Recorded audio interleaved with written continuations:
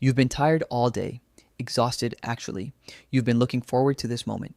The pillow, the quiet, the complete shutdown of your brain, and then you lie down. And suddenly, your brain has opinions. It wants to replay that thing you said in a meeting 3 weeks ago. It wants to draft a full apology to someone you haven't spoken to since 2019. It has a very urgent question. Did you turn the stove off? And it would also like to schedule a full life review. Tonight, right now at 11:43 p.m. Sound familiar? If you've ever been exhausted but completely unable to quiet your mind the second your head hits the pillow, you're not alone and you're not broken. There's a very real psychological reason this happens. Actually, there are 7 of them. In this video, we're going to break down exactly what's happening in your brain when you try to sleep and why nighttime tends to be when everything catches up with you. Let's get into it. Here's something most people don't realize about the daytime. Your brain is actually suppressing a lot of its own activity. All day long, you're processing things, emails, conversations, what to eat for lunch, what someone's tone meant in that text message. That constant stream of incoming information keeps a part of your brain called the default mode network, or DMN, from fully activating. The default mode network is the part of your brain associated with self-referential thinking, memory, planning, reflecting on yourself and your life. It's essentially your brain's internal monologue. And here's the thing. During the day, external stimulation naturally suppresses it. There's always something else to focus on. But at night, when there's nothing to look at, nothing to respond to, no input to process, the default mode network lights up. The quiet isn't calm for everyone. For a lot of people, maybe for you, the quiet is basically an invitation for your brain to finally say everything it's been holding back all day. This is why people who are genuinely busy all day can still lie down and immediately start overthinking. The thinking was always there. It was just waiting for a gap. There's a psychological phenomenon called the Zeigarnik Effect, named after Soviet psychologist Bluma Zeigarnik, who noticed something strange in a Vienna cafe in the 1920s. She observed that waiters could remember every detail of an order they were currently working on. But once the order was completed, the details vanished from memory almost immediately.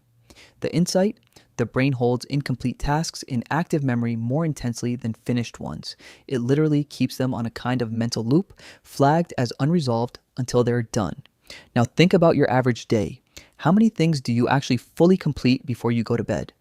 The email you were going to reply to, the conversation you wanted to have, the decision you were going to make, the thing you said you'd sort out this week. Bedtime isn't when your brain makes a list of all your unfinished business to stress you out. It's doing what it's designed to do, keeping important, incomplete information active so you don't forget it. It's not sabotaging you. It's trying to help. It just has terrible timing. This one is probably the most uncomfortable truth in this video. A lot of us, not all, but a lot, use daytime busyness as a way to avoid our own thoughts. Not consciously. It's not like you're sitting there thinking, I refuse to feel my feelings. I'm going to answer 200 emails instead. It happens automatically. Work, scrolling, talking, watching things. They all serve as functional distraction. They give your attention somewhere to go that isn't inward. Psychologists call this experiential avoidance, and it's extremely common. The problem is that whatever you've been avoiding all day doesn't disappear. It waits. And the moment you remove all the distractions, put the phone down, turn the TV off, lie in the dark, that's when it surfaces. The anxiety that's been sitting in the background all day, behind everything else, finally gets the floor. This is also why a lot of people struggle to stop scrolling before bed. It's not entirely about the blue light, it's that the phone is the last line of defense between your conscious mind and the thoughts you've been not quite dealing with. Putting it down feels like opening a door. Here's a piece of biology that most people haven't heard of but will immediately recognize. Cortisol is often called the stress hormone, but it's more accurate to call it the alertness hormone. It follows a natural daily arc. It peaks in the morning to wake you up, and it's supposed to gradually decline through the day, reaching its lowest point in the evening so your body can wind down. In people who experience chronic stress, that arc gets disrupted. Instead of a clean decline in the evening, cortisol levels stay elevated, or dip and then spike again at night, which means your body's own chemical signaling is telling your brain to stay alert, stay vigilant, keep scanning for threats. At 11 p.m., this is why the nighttime overthinking doesn't just feel like random thoughts, it often feels urgent, like something is genuinely wrong and you need to figure it out right now. That feeling of urgency isn't coming from logic. It's coming from an overactivated stress response that doesn't know how to switch off. Your brain isn't being irrational. It's responding exactly as it was designed to respond to elevated cortisol. It's just that the threat your body thinks it's responding to is usually a conversation from 4 days ago. Here's something genuinely interesting. The period right before you fall asleep is one of the most important windows in your entire day for emotional processing.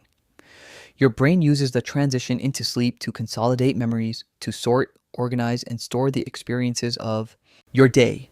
And emotionally significant experiences get prioritized. What does emotionally significant mean? It means anything unresolved, anything that triggered a strong reaction, anxiety, embarrassment, conflict, longing, excitement, anything you didn't fully process in the moment because you were busy or distracted or just didn't have the space. Those experiences surface right before sleep because your brain is literally trying to work through them before it files them away. Think about the last time you had a weird or tense interaction with someone, a friend, a partner, a coworker, and you found yourself replaying it in detail that night. That's not you being obsessive. That's memory consolidation doing exactly what it's supposed to do. Your brain is trying to make sense of what happened. It's looking for resolution. And if it doesn't find one, it keeps the loop running. Let's reframe something here. A lot of people who overthink before bed assume there's something wrong with them, that they're too anxious, too neurotic, too much. But research into personality and sleep consistently finds a link between bedtime cognitive arousal, which is just a clinical way of saying your brain won't stop, and a trait called conscientiousness. Conscientious people tend to be thorough, responsible, and attuned to their obligations. They don't like loose ends. They have a high need for closure, meaning unresolved situations feel genuinely uncomfortable to them on a neurological level, not just emotionally. If you're someone who lies awake going over everything that happened in the day, the conversation, the email, the decision you made or didn't make, it may be because your mind genuinely dislikes unfinished business. That's not a flaw. In most contexts, it's an asset. It's what makes you reliable. It's what makes you the person who actually follows through. The same quality that makes you overthink before bed is probably the same quality that makes you someone people trust. The nighttime version of it is just exhausting. This last one ties everything together. You know that feeling where you're physically exhausted, your eyes are heavy, your body aches, you've been yawning for 2 hours. But the moment you lie down, your mind is completely, infuriatingly awake. There's a name for it.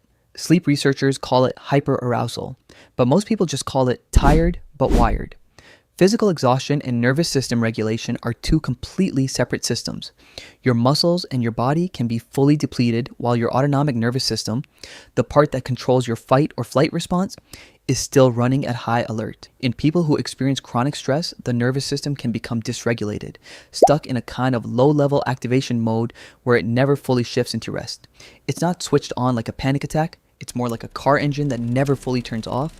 And when you lie down, stop moving, stop doing, stop distracting, your body finally has a chance to be still, but your nervous system, which hasn't gotten the message that the day is over, stays alert.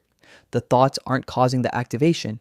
In many cases, it's the other way around. The activation is creating the thoughts. Your brain, sensing that the nervous system is still in alert mode, starts looking for what the threat is. There is no threat, but tell that to a dysregulated nervous system at midnight. So, 7 reasons why your brain won't stop at night. Your default mode network, activating the moment external stimulation disappears. Unfinished tasks sitting in active memory, waiting to be resolved.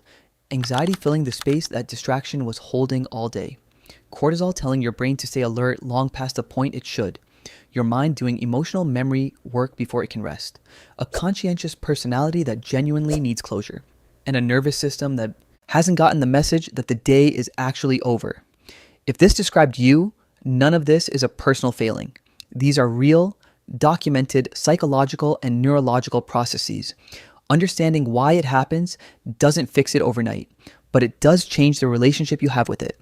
Instead of lying there frustrated at yourself for not being able to sleep, you can recognize what's actually happening. Your brain is busy. It's doing real work.